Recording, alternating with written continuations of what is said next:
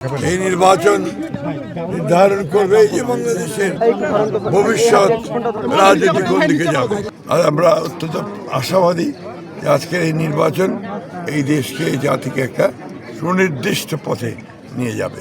আল্লাহর অশেষ রহমতে বাংলাদেশে আমরা এই জাতীয় সংসদ নির্বাচন একটা শুভ দিন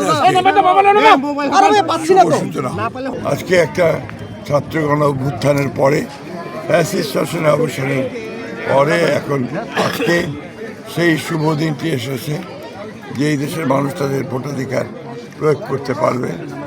তারা যে দেশের মালিক এই কথা প্রমাণ করবার এক সুযোগ উপস্থিত হয়েছে।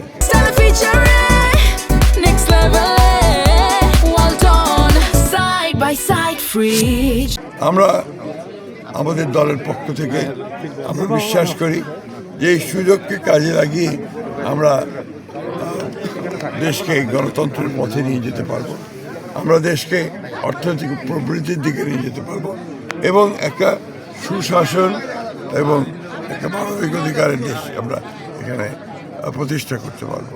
এই নির্বাচন নির্ধারণ করবে যে বাংলাদেশের ভবিষ্যৎ রাজনীতি কোন দিকে যাবে। বাংলাদেশের যে গণতন্ত্রের যাত্রা নতুন শুরু হলো আজকে, আমরা আশা করি এই পথ মসৃণভাবে আগামী দিনগুলোতে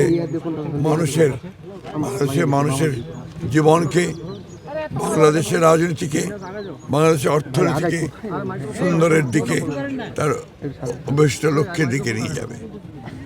আমরা আজকে অত্যন্ত আনন্দিত যে আজকে এই দিনটি অনেক বাধা বিপত্তি পেরিয়ে, অনেক রক্তপাতের মধ্য দিয়ে, অনেক আত্মত্যাগের মধ্য দিয়ে আজকের এই দিনটি শুভ সূচনা হয়েছে। আমরা এই দিনটির জন্য অনেক ত্যাগ স্বীকার করতে হয়েছে। বাংলাদেশ জাতীয়তাবাদী দল বিএনপির প্রয়াত চেয়ারপারসন দেশনেত্রী বেগম খালেদা জিয়া দীর্ঘ আন্দোলনের পরে তিনি আমাদের ছেড়ে চলে গেছেন। তিনি ত্যাগ স্বীকার করে গেছেন। লক্ষ লক্ষ মানুষ পুলিশের হাতে নির্যাতিত হয়েছে, গুম হয়েছে, নির্যাতিত হয়েছে, হত্যা হয়েছে। 24শে জুলাইয়ে প্রায় 2000 ছাত্র জনতা, কৃষক, শ্রমিক তারা প্রাণ হারিয়েছেন। এত আত্মত্যাগের পরে আজকে এই নির্বাচন, আশা করছি যে এই নির্বাচন সুষ্ঠু, অবাধ এবং নিরপেক্ষ হবে এবং শান্তিপূর্ণভাবে হবে। সকলের অংশগ্রহণের মধ্য দিয়ে আমাদের প্রত্যাশা এই নির্বাচন বাংলাদেশের জন্য একটা নতুন অধ্যায় শুরু করবে।